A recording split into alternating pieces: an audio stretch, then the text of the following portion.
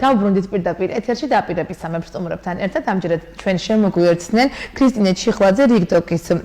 გამგეობის წევრი, დიანა აბულაძე, ამავე ორგანიზაციის გენერალური მდივნის მოადგილე და ჩვენ დღეს ვსაუბრობთ საკმაოდ სასიამოვნო თარიღზე. 17 თებერვალს სიკეთის სპონტანურად გამოვლენის დღეა. სიკეთის შესაძლოა დღეები არ სჭირდება, თუმცა მსგავსი ტიპის ესეთი პროპაგანდა შეიძლება თამამად ითქვას თარიღთან დაკავშირებით საჭირო და აუცილებელიც კი არის ვფიქრობ. მოგესალმებით, როგორ ხართ? გარემო საკმაოდ ისეთი ზამთრის გარემო გვაქვს, სუსხი ნალექი თოვლის სახით, რომელსაც ისეთი მდგომარეობა და მოცემულობა გარეთ. თქვენს პრობლემა ხომ არ შეგექმნათ ჩვენი წინასწარმეტყველი საკმაოდ ისეთი ძალიან კარგად ვართ, მადლობა მოწვევისთვის და კიდევ ერთხელ მოგესალმებით ჩვენს ტელემოკლებას. 17 თებერვალს სიკეთის სპონტანურად გამოვლენის დღეა და ძალიან საინტერესოა აღნიშნულ თარიღთან დაკავშირებით, აი რა სახის ტრადიციები არის ჩვენს ქალაქში ზოგადად, აი თქვენ გამომდინარე ორგანიზაციას რა სახის აქტივები აქვს და ასე შემდეგ. აი მიამბეთ მოკლედ ამ თარიღთან დაკავშირებით. პირველ რიგში მოგესალმებით და მადლობა რომ ყოველთვის გვითმობთ ეთერს, ეს ჩვენთვის ძალიან ბევრს ნიშნავს და მიუხედავად იმისა, რომ ქვეყანაში ახლა არც ისე კარგი მდგომარეობაა შექმნილი, ჩვენ მაინც ვცდილობთ რომ ჩვენი ტრადიციები, რომლებიც გვაქვს, არასდროს არ ვუღალატოთ და პირიქით გავაკეთოთ და გავაკეთოთ ყოველთვის და ერთ-ერთი ასეთი ტრადიციული ღონისძიებაა ჩვენთვის 17 თებერვალი, რომელსაც უკვე 2011 წლიდან ვახორციელებთ და აი ამ ღონისძიების მიზანია რომ ჩვენ სპონტანურად გამოვხატოთ სიკეთე, შევხვდეთ ადამიანებს ქუჩაში, დაურიგოთ ტკბილეული, თავიანთი საინტერესო მესიჯებით და შემდეგ იმ ადამიანებს შევუქმნათ დღის განწყობა და ვიზრუნოთ იმაზე, რომ ადამიანებს ახსოვდეთ, რომ კი, ყოველი დღე სიკეთისაა, მაგრამ წელიწადში ერთხელ შეიძლება რომ აი ეს სიკეთე იყოს ყველასთვის დასანახი და განსახორციელებელი. ზოგადად ამ ღონისძიებას გითხარით უკვე წლებია ვაკეთებთ და ყოველ წელს სხვადასხვა მნიშვნელოვანი დატვირთვა აქვს და ყოველ წელს სხვადასხვანაირად ვპასუხობთ ამ დღეს. ძირითადი პრინციპი ჩვენთვის ყოველთვის იყო ეკოლოგიაზე და გარემოზე ზრუნვა. წლების განმავლობაში ჩვენ არაერთი ადგილას, არაერთი ხე დავდგეთ და არაერთი ადგილი გავამწვანთ, ასე ვთქვათ და გარდა ამისა ყოველთვის ადამიანებს ქუჩაში შეიძლება აი ეხლა წელს ძალიან გაგვიმართლა, ძალიან კარგი მზიანი ამინდი გქონდა. იყო პერიოდი, როდესაც ბევრ თოვლში გვიწევდა ესე რაღაცა მოძრაობა ქალაქის ტერიტორიაზე ადამიანების გახარება. თუმცა უნდა ვისაუბროთ აუცილებლად იმაზე, რომ ბოლო 2 წელია ამ ღონისძიებას ჩვენთვის განსაკუთრებული დანიშვნა აქვს, განსაკუთრებული მნიშვნელობა აქვს იმ კუთხით, რომ ჩვენ ვაკეთებთ ყველა მიწის ალბათ ჩვენ ქალაქში ღონისძიებას ის მაინც არსებობს, რომელსაც ვეხმარებით სოციალურად დაუცველ მრავალშვილიან ოჯახებს და წელს 30 ოჯახს და 120 ბავშვი გავახარეთ და ბოლო 2 წელია რაც იმ სპონსორებს და იმ კომპანიებს ვუხდით მადლობას, რომლებიც აი ამ ღონისძიებაში არიან ჩართული, ძალიან სიმბოლურად მივდივართ მათთან, მიგვაქვს ანგარიშები, რომლებიც დავუძვდეთ წინასწარ, მიგვაქვს სიგელები, მადლობის სიგელები და სტაფს, ნებისმიერი კომპანიების სტაფს ვუვასპინძლებით ტკბილეულით და არ გვავიწყდება არასდროს ქუჩაში მყოფი პატარა ბავშვები, მოზრდილები და ზრდასრულები და ასე შემდეგ. აი თქვენ უშუალოდ რა ემოციით აკავსებთ მათი დამოკიდებულება უკვე თქვენ სიკეთეზე. გასაგებია რომ შეიძლება ვთქვათ რომ რაღაც არ სჭირდება სიკეთეს ერთი კონკრეტული თარიღი, თუმცა მოდით ისიც გულწრფელად ვთქვათ რომ კი საჭიროა, იმიტომ რომ მსგავსად აქტიური მოცემულობა აი ამ მიმართულებით რომ ქუჩაში თუნდაც აი თოვლიან ამინდში, წვიმიან ამინდში ჩვენ ვიცით რომ თქვენი ორგანიზაცია სწორედ ამ თარიღთან დაკავშირებით ახორციელებდა იმ აქტივს რაც მათ დაგეგმილი ჰქონდათ, შესაძლოა სხვა დროს გადაგვედო, აი ხვალ კარგი ამინდი იქნება ან ასე შემდეგ და ასე შემდეგ. ეს არის ახლა ძალიან ცეთი აქსიომა ზოგადი მოცემულობა და მე მგონი ვთანხმდებით ამაზე რომ შესაძლოა ყოფილიყო. თუმცა ამ თარიღმა რაღაც ერთგვარი თავმოყრა გამოიწვია იდეების და თქვენც არ დააყოვნეთ და რეაგირება გქონდათ უკვე არაერთი წელია ამ მიმართულებით. დიანა ის მაინც არსებობს პროექტთან დაკავშირებით აუცილებლად მინდა გკითხოთ და ყოველთვის ძალიან დიდი ინტერესით და ემოციით ვუსმენ ხოლმე თქვენს ნაამბობს ამასთან დაკავშირებით. როგორც მაქვს ინფორმაცია, უფრო და უფრო იზრდება რაოდენობა იმ კონკრეტული ადამიანების და ოჯახების, რომლებსაც თქვენ ახარებთ და აბედნიერებთ ამ თქვენი კონკრეტული აქტივობით. თუ შეიძლება ამჯერად გვიამბეთ, როგორი ემოციური ნაწილი იყო ზოგადად და ასევე რასახის კონკრეტული მოცემულობა იყო, ვინ გავახარეთ, რითი გავახარეთ და როგორ შევძელით მათი გაბედნიერება. კი ბატონო, მოკლედ ჩვენი ორგანიზაცია გამოირჩევა ტრადიციებით და როგორც სიკეთის ეპიდემია, ასევე ის მაინც არსებობს, არის ჩვენი უკვე მრავალწლიანი ტრადიცია და ჩვენი მიმართულება ეს არის მრავალშვილიანი სოციალურად დაუცველი ოჯახები, რომლებიც არიან გაჭირვების ვარს ქვემოთ მყოფნი და ადამიანები, რომელსაც ნამდვილად ჭირდებათ იმის რწმენა და დაჯერება კიდევ ერთხელ, რომ თოვლის ბაბუა მაინც არსებობს და ჩვენ ყოველწლიურად ჩვენი ორგანიზაცია,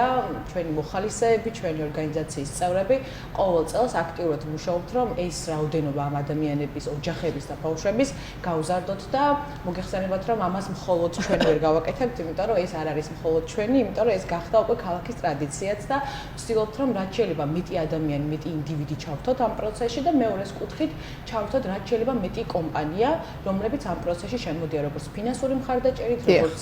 პროდუქტების თვალსაზრისით და ეს ხდის მე უფრო მრავალფეროვანს, იმიტომ რომ ჩვენ დაახლოებით მივდივართ 2 კვირის ნობათით ამ ადამიანებთან, თავისთავად წინასწარ ვარჩევთ სათამაშოებს, რაც სურთ რომ თოვლის ბაბუა მოუტანოს პატარებს და როგორც მათთვის არის ეს დღე ჯადოსნური, მაგათა ჩვენზე გადმოდის მე ეს ენერგეტიკა, რომ მთელი წელი წლიდან წლამდე ჩვენც რაღაცნაირად ამით ვცხოვრობთ, იმიტომ რომ გონია რომ არც ერთი რიგდოგელი ვერ იტყვის იმას, რომ ახალი წელი ჩვენთვის არ არსებობს, ის მაინც არსებობს გარეშე, იმიტომ რომ ჩვენთვის არის ძალიან განსაკუთრებული, მნიშვნელოვანი და ყოველთვის ვამბობ, რომ ყველაზე მეტად ვისაც სჭირდება, ზუსტად იმ ადამიანებს უბედნიერებთ ამ დღეს.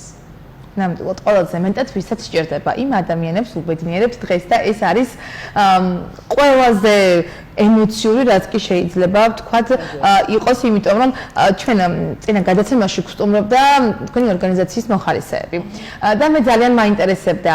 რა თქმა უნდა, არ მithქვამთ რომ ამ კონკრეტული თქვენი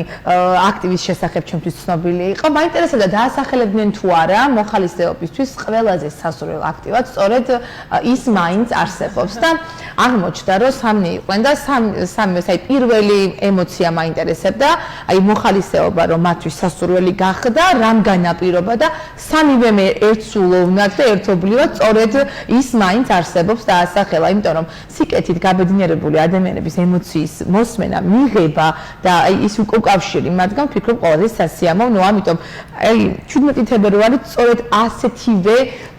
ემოციებით დატვირთული თარიღია თქვენი ორგანიზაციისთვის, ამიტომ როდესაც ქუჩაში მოსიარულე ადამიანებს ტკბილეულით უმასპინძლებოდით, მათი პასუხები როგორი იყო, მათი ემოციები, მოდით ახლა ესეთ გვიამბეთ. პირველ რიგში გავიმეორებ კიდევ ერთხელ იმას, რომ ჩვენი ორგანიზაციისთვის, TikTok-ისთვის ძალიან მნიშვნელოვანია ყველა ტრადიცია, რომელიც მისი დაარსების დღიდან მოდის და უკვე წლებია ვახორციელებთ, როგორც ის მაინც არსებობს ისე სიკეთის ეპიდემიას და რაც შეეხება თვითონ ინდივიდების დამოკიდებულებას. პირველი ემოცია ყოველთვის გაკვირვებაა, რომ რა ხდება, რა ხდება, ასე შემდეგ. მაგრამ თავიანთ თვითონაც ხვდებით და ვგრძნობ და გვეუბნებიან კიდევაც, რომ მთელი ის დღე მათთვის აიქნება ძალიან წარმატებული და ძალიან ბედნიერი დღე, იმიტომ რომ ესე რაღაცა სპონტანურად მათ ცხოვრებაში რაღაცა ძალიან პატარა, მაგრამ ლამაზი, ძალიან ლამაზი ფაქტი მოხდა და ჩვენ ვუტოვებთ ხოლმე სხვადასხვა მესიჯებს ტკბილეულზე, რომ აი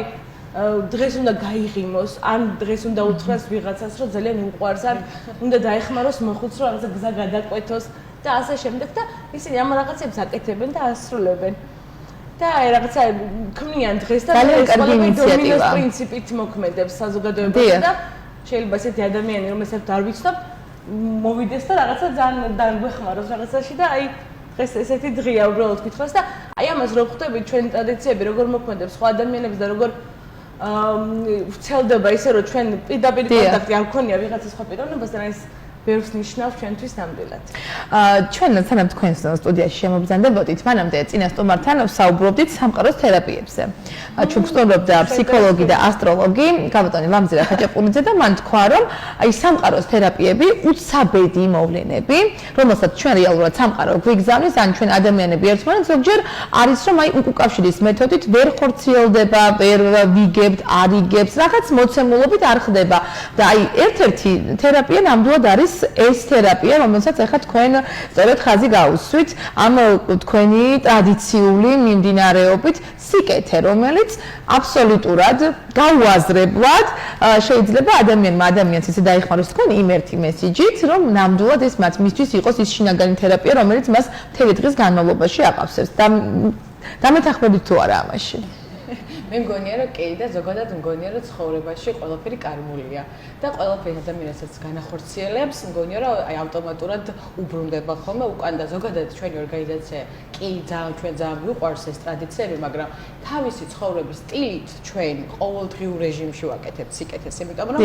ახალგაზრდები რომლებთანაც ჩვენ ყოველდღიურ რეჟიმში მუშაობ ეს ადამიანებიც უკან ჩვენთან ბრუნდებიან და გვიზიარებენ თავიანთ უკავშირს ჩვენთან გატარებულმა ყოველდღიურმა დღემ მათ რა მიუტარა მათ ცხოვრებაში ანუ მე ვხვდებით რომ კი ეს ის არის რაც ჩვენ დაგვიბრუნდა და სიკეთე შეიძლება გამოიხატოს ძალიან ბევრი რაღაცით ერთია რომ ჩვენ მივიცემთ ადამიანს ტკბილეულს და მივიცემთ მესიჯს რომ შენ გაიგიმე ყველაზე ლამაზი ხარ დღეს მაგრამ მეორეს კუთხით ჩვენ ძალიან ბევრი მიმართულებით გავცემთ სიკეთეს ჩვენს ყოველდღიურ ცხოვრებაში მაგრამ ნუ ერთ დღეს გამოვყოფთ ხოლმე როდესაც არის სპონტანური სიკეთის გამოვლინების დღე და ეს დღე მე ჩვენთაც განსაკუთრებული ამიტომ როცა ვარიგებთ ამ კამფეტებს თუ ტკბილეულებს ადამიანებს რაღაცა ძალიან კითხვის ნიშნები აქვთ ხოლმე თვალებში რომ არ არიან ამას მიჩვეულები, რაღაცა გაურკვევლობაში არიან და აი რატო ვაკეთებთ ამას ძალიან დიდი ბევრი კითხვის ნიშანია და ჩვენ ვცდილობთ ხოლმე რომ ავუხსნათ რომ ამას არანაირი ახსნა არ ჭირდება, უბრალოდ ადამიანები ჯგუფმა გადაწყვეტეს რომ დღეს მათი დღე უნდა იყოს ბედნიერი და თუ ჩვენ შეგვიძლია რომ რაღაცა მცირედით მაინც თქვენი დღე გავაბედნიეროთ, რატომაც არა. რატომაც არა. ნამდვილად სასიამოვნო ტრადიცია გაქვთ. თამამად უნდა ვთქვა. აი მეც როდესაც სხვათა შორის მე არ ყოფილვარ ჩართული ამ თქვენ ტრადიციაში, როგორც ჩანს, არ გადაიკვეთა ჩვენი გზები, თორე ნამდვილად ძალიან ნამდვილად ძალიან ასეთი პოზიტივის მატარებელი მესიჯია, თუნდაც ის რაც თქვენ თქვით. დღეს გაიღიმე ყველაზე ლამაზი ხარ, აი შეიძლება მთელი დღე გაგვყოს და ძალიან ბედნიერი იყო. უმიზეზოთ იყო ბედნიერი, ამიტომ ძალიან ბევრი მსგავსი სასიამოვნო აქტივობის განხორციელებას გისურვებთ და სანამ ჩვენ დავასრულებთ საუბარს, აუცილებლად მინდა გკითხოთ. თქვენი ორგანიზაცია ნამდვილად გამოირჩევა სხვადასხვა პროექტების განხორციელებით და ჩართულობით, ამიტომ სამომავლო გეგმების შესახებაც რომ გკითხოთ, ამ ეტაპზე რა სახის პროექტებში ხართ ჩართული, რას ვანხორციელებთ აქტიურად და სამომავლო გეგმებით. კი, მოდი ჩვენ რაღაცა აქტიურად დავიწყეთ წელი, იმიტომ რომ ჩვენ დავიწყეთ უკვე მოხალისეთა კლუბი და ჩვენ წინა განათლებაშიც ვისაუბრეთ ამაზე, ჩვენ უკვე შევარჩიეთ მოხალისეები და უკვე ხვალიდან მოხალისეები აქტიურ რეჟიმში დაიწყებენ მუშაობას. ჩვენ ეხლა გამოვაცხადეთ ასევე მიღება ლიდერთა პროგრამი, სადაც სრულწლოვან ადამიანებს შეუძლიათ რომ განივითარონ თავიანთი კომპეტენციები და სხვადასხვა საბაზისო უნარები და ასევე ჩვენ ვიწყებთ ეხლა 6-დან 12 წლამდე ბავშვებისთვის პროგრამას, რომელიც არის ინგლისური მაგრამ სწავლების კომპონენტი არის ძალიან ბევრი თამაში დატვირთული და ძალიან საინტერესო მეთოდებით პატარა ბავშვებს ვასწავლით ინგლისურ ენას. და მოკლედ ვცდილობთ რომ ძალიან ბევრი ასაკისთვის და საინტერესო პროგრამებით ვიყოთ ყოველწლიურად წარმოდგენილი და ვეცადოთ ხოლმე რომ თუ იგივე არის პროგრამა დასახელება, მიდგომები იყოს განსხვავებული და ასე კი რომ თავიდან გავიმეოროთ თუ შეიძლება. არტისფანი ეს არის პროგრამა 6-დან 12 წლამდე ბავშვებისთვის. მოხალისეთა კლუბი უკვე შეირჩა სამწუხაროდ ვეღარავინ დაემატება და გვაქვს ლიდერთა პროგრამა, რომელიც არის სრულწლოვანი ადამიანებისთვის და მგონია რომ ქრისტინეც ისაუბრებს ამაზე. რომელიც სხვათა შორის, მადლობა დიანა, რომელიც სხვათა შორის ჩაშვებულია და ეხლა ვიძებთ და ვიღებთ აპლიკანტებს. სრულწლოვანი ადამიანებისთვის არის 18-დან 29 წლამდე პირებს შეუძლიათ მონაწილეობის მიღება და ეს თამაში გეიმიფიცირებული პროცესია, თამაში იქნება და აქ ისწავლიან მონაწილეები როგორ უნდა იყვნენ ლიდერები. თუ აქვს სული რომ იყვნენ ლიდერები, ვინც ლიდერები არიან, შეუძლიათ თავიანთი ლიდერული უნარ-ჩვევები უფრო მეტად დახვეწონ და განავითარონ. თაობათა დიალოგი გვაქვს პროგრამები როგორც ბავშვებისთვის, მოზარდებისთვის და სრულწლოვნებისთვის და ვცდილობთ რომ ყველა ასაკის ადამიანი გავაერთიანოთ ჩვენთან და ამიტომ ბევრი საინტერესო პროგრამები გვაქვს ამ ეტაპზე და კიდე უფრო ახლა იდეები და გეგმები გვაქვს ძალიან ბევრი. პროგრამები რომელსაც ახლა არ დავაანონსებთ, მაგრამ ძალიან მალე ჩავუშვებთ კიდე მუშაობის პროცესში ვართ რამდენიმე ძალიან საინტერესო პროექტის და პროგრამის. ინტრიგა გაშვებულია. დაინტერესება გამოწვეულია და ვფიქრობ აუცილებლად ჩვენი ეთერის მეშვეობით ნამდვილად ახალი გეგმის შესახებ ანონსი დროულად იქნება მოწოდებული, იმიტომ რომ ჩვენ ყველამ ძალიან კარგად ვიცით, ვისაც კი თქვენს ორგანიზაციასთან კვეთა გქონია, რომ თქვენთან განხორციელებული პროექტები ნამდვილად არის ის არაფორმალური განათლების უდიდესი მნიშვნელობის მატარებელი ბირთვი, ეს შეიძლება თამამად ითქვას, რომელიც უკვე შემდეგ ძალიან დიდ ადაპტირებას უწყობს ხელს პიროვნების უკვე გარემოსთან, იმიტომ რომ ღებულობენ იმ კონკრეტულ უნარ-ჩვევებს, რომლებიც მიღებაც შეუძლებელია, ვთქვათ, მხოლოდ სკოლიდან, წიგნიდან და ასე შემდეგ, იმიტომ რომ როგორც აღნიშნეთ, თუ გინდა იყო ლიდერი, თქვა ამ კონკრეტულ აქტივობაში უნდა ჩაერთო. იქ სხვა აქტივია, იქ სხვა და შესაბამისად ერთი მთლიანობა იქნება შემდეგ, თუნდაც მოხალისეობა. ძალიან კარგი ჩანაფიქრია, ნამდვილად ჩანაფიქრია, იმიტომ რომ აი თავიდანვე ჩანაფიქრი მოხალისეობის ნიშნავს იმას, რომ უკვე ის შემდეგ თარიღებს არ დაელოდება სიკეთისთვის. თუნდაც და ასე შემდეგ. ძალიან დიდი მადლობა სტუმრობისთვის, ცოტა ისეთი ნაკლებად სტუმრობისთვის სასურველი ამინდის მიუხედავად ჩვენთან რომ მომბრძანეთ, მადლობა ამისთვის. გისურვებთ წარმატებულ დღეს და გისურვებთ ნამდვილად იმ კეთილი საქმეების ხშირ განხორციელებას, რომელსაც თქვენ უკვე არაერთი წელია სათავეში უდგახართ. ჩვენ შეგახსენებთ, რომ ჩვენი გადაცემის სტუმრები გახდათ ლიკდოტის ორგანიზაციის წარმომადგენლები, კერძოდ გამგეობის წევრი ქრისტინე ჩიხლაძე და გენერალური მდივნის მოადგილე დიანა აბულაძე.